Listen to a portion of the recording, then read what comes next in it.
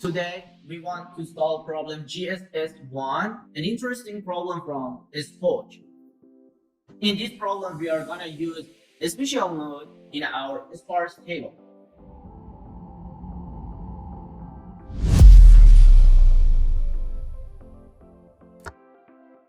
I'm Amrita Burakawan from Algorithm Academy. Let's see what the problem says. So it's the problem GSS1. You can find GSS1, 2, 3, 4, and so on SPOJ. All of them are interesting problems, but I don't recommend you to attack all of them if you are below candidate master. Today we want to focus on GSS1. You can see the problem here, which is a super clear and easy to understand problem. You are given an array, and there are some queries of type L and R. Each query asks for a subarray inside the subarray of L to R with the maximum sum. So let me come with some examples. So here you can see for the first two elements of this array, if we say L equals to 1 and R is 2, you choose a subarray of single element, which is 2, and the second query is here, which is L is equal to 4 and R is 8, and we pick the middle 3, which has sum of 6. We want you to solve a subtask of this problem to start, which is just solving problem for one query. So consider that there is only one query. Actually, there is only one array, and you want to pick a subarray with maximum sum. Try to find the most optimal solution that you can find. And here, if you didn't solve the problem before, wait for at least 20 minutes, think, and resume the video again. You can think of somehow a subtask of this problem, which says all of the elements are non-negative. So, what do you think? What can you do when all of the elements are non-negative? It's obvious, right? So, simply the answer is all of the elements.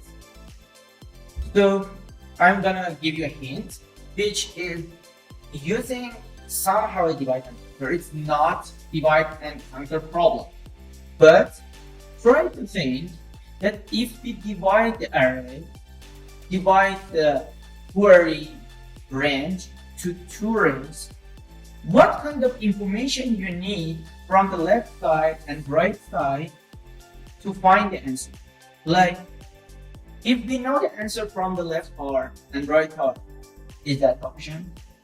If not, what kind of other information we need? Try to think about all these things, and again, pause the video, think on this problem with the given hint, and come back in 15 minutes. So let's see what cases we have here. So we divided the range into two ranges, left and right.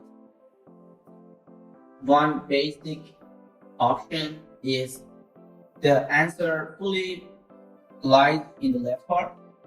Another is it's fully in right side.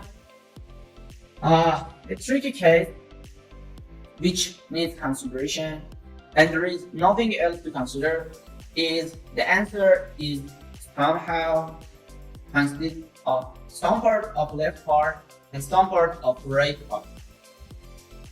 So we need to go deep into this case. Actually, the answer for this case, if it's gonna be such thing, is going to be a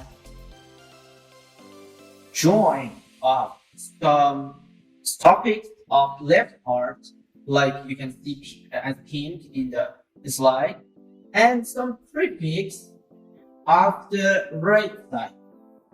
So they are joined together and they make the answer.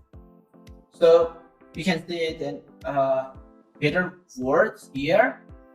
So there is a suffix of left part and a prefix of right part that makes the answer. So let's repeat. The answer is either completely in the left side or completely in the right side, or it concatenates of suffix of a suffix of left part and the prefix of right part. So as you know, we are doing the sparse table. So we already know some basic things about the sparse table, how to calculate minimum and maximum in an array. And this problem is going to be solved using the sparse table again. So having these ideas in mind, the sparse table and the thing I said about merging answers from left part and right part. So as you can see, in sparse table, we keep some information about some range of array, and we need to merge them efficiently to build the sparse table and later to answer queries. So first question here is what data should be stored for each range. So previously, when we wanted to calculate minimum or maximum, it was so easy. In each range, we just needed to keep minimum or maximum data. But here, it's a bit complicated. So for example, if we just keep answer, it's not sufficient, because consider you have answer for some sub-range of a big range. You can't find the answer for the whole. And even if you have answer for two ranges, as we saw in previous slide, we can't find the answer for the whole, right? So think how we can solve this problem using a sparse table and having good enough information in each node of the sparse table. Here you can pause the video and come back in 15 minutes. Okay, let's see the solution. So for each range, we are gonna store 4 values as you solve. So the first one is easy, just the sum of the range. The second one is answer for this range. The third one is the maximum prefix, and the last one is maximum suffix. You can see that using these values, we can easily calculate bigger nodes of a sparse table. Like if we have answer for this and also for this, so there is another node which contains these two, and we can easily find the answer for the two. So consider these values like sum and ans and sub and pre for these two ranges. So we want to calculate the same things for the bigger range, which consists of these two. So sum is basically sum of these two. Sub is easily either suffix of the right range or sum of right range, the whole right range, and suffix of left node, and also the prefix would be either the prefix of the left side or this whole sum and then a prefix of the right one. And ans is either answer for the left or answer for the right, or maximum prefix from right and maximum suffix from left. That's it.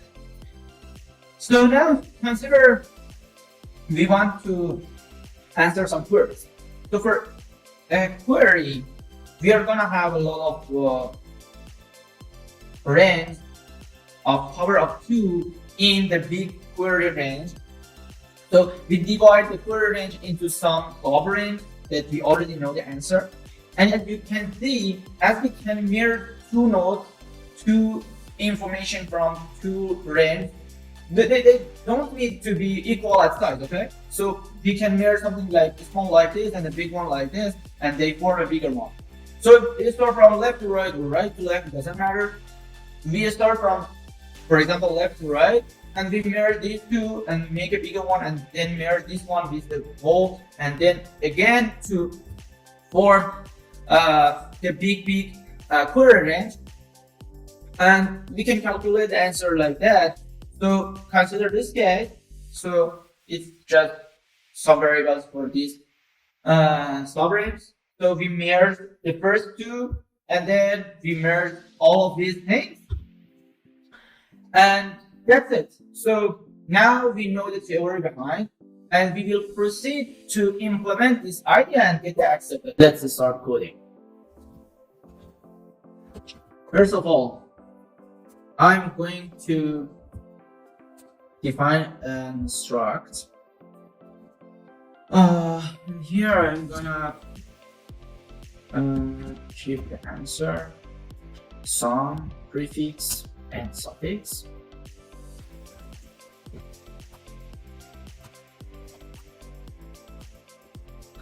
And then, as you can see in the problem statement, I'm gonna need and then I'm gonna define for something like 16, and then let's define the weights. Okay. We don't need the numbers actually, so I will just get them as inputs and then leave them just in the data struct. So Sparse Table for this single element gonna be sum is x, and is x because we can't skip this single one. Prefix is 0, maximum of 0 and x, and suffix is maximum of 0 and x. So it's in case that x is negative, still we need to have answer as x, but prefix and suffix, we can skip this value. We can set 0 instead of that. So let me calculate the answer for next dimensions of the Sparse Table, next layers of the Sparse Table. So I start from here, then go while this is this end, and then I will do the calculations here. This is gonna be Sparse Table k minus 1 I plus, which I will define shortly, I plus k minus 1. So, okay, here I'm gonna define plus operator for this struct. So if you don't know about the operations, defining operators on structs and types, you can read about them. And if I want to be super professional, let me name them L and R. If I'm gonna be super professional, I need to define this one inside the struct, but I need to make it constant other stuff, so it's not that easy to understand for everyone. So I'm gonna do it just very easily here. So the sum will be L dot sum plus R dot sum, then maximum of L dot ends, R dot ends, and here I need to use this version of maximum which can calculate several things. Dot sum, R dot pre, and finally prefix would be L dot pre and L dot sum plus R dot pre. So let me break it here to make sure it's not gonna get so long. And finally R dot sum plus L dot sum. So this plus operator is defined exactly as we did in our slides. You can get back to slides and see how we did it there. Now we have the Sparse Table and we are gonna answer the queries. So I get the query from input and it's okay. So I'm gonna read words one by one, like this, then like this. So I need to find the answer for this range. So first of all, I define answer, which is first completely clear, but I need to set this to int min because answer needs to be infinity minimum. Otherwise, if I set it to 0, it's gonna skip all the elements if the whole range is negative.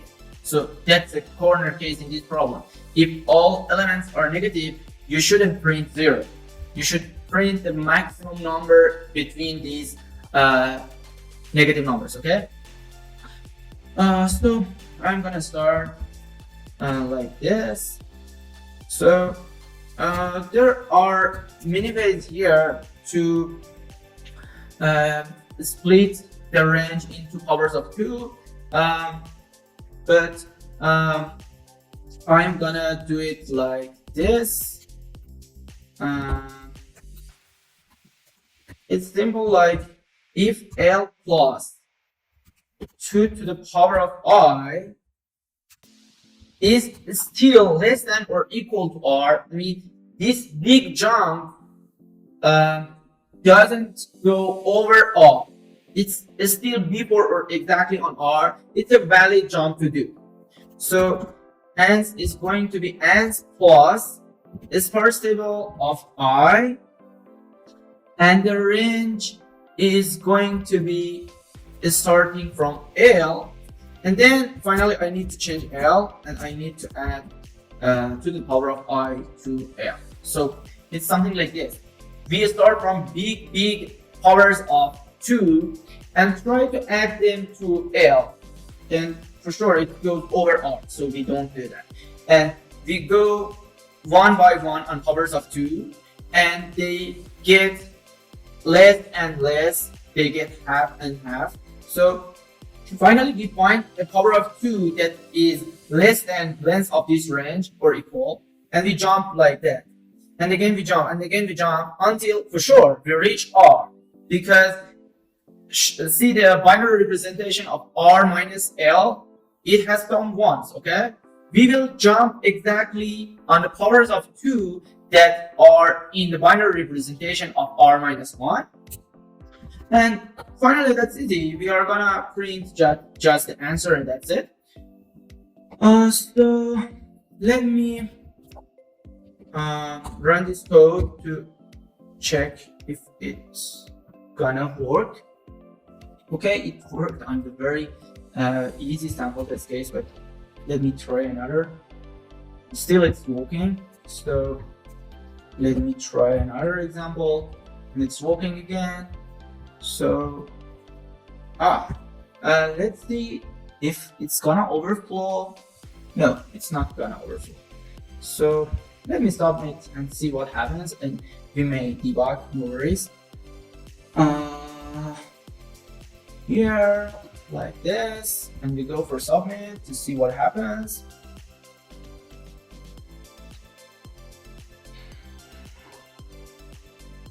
Note that the SPOJ, when it says it went to 8, it doesn't mean that it was correct until the space of 8. It's different discourses. So we are gonna change something. So we got wrong answer. First of all, let's see if the answer can overflow. So it's 4 zeros here and 4 here, so it's not gonna overflow.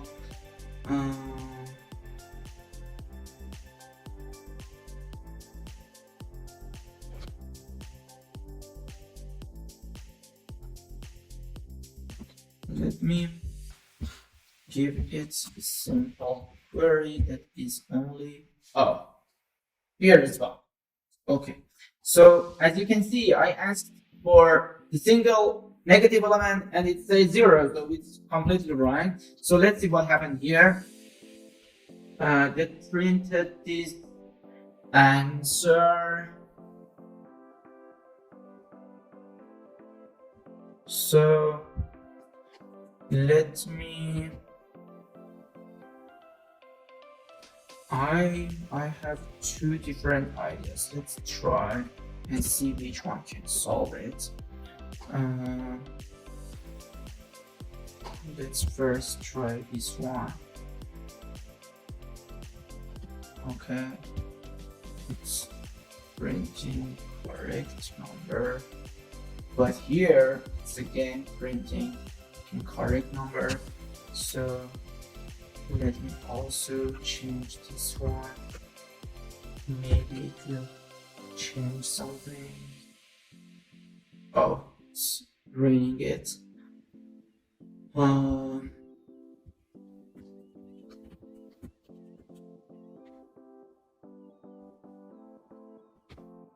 Okay, seems better now.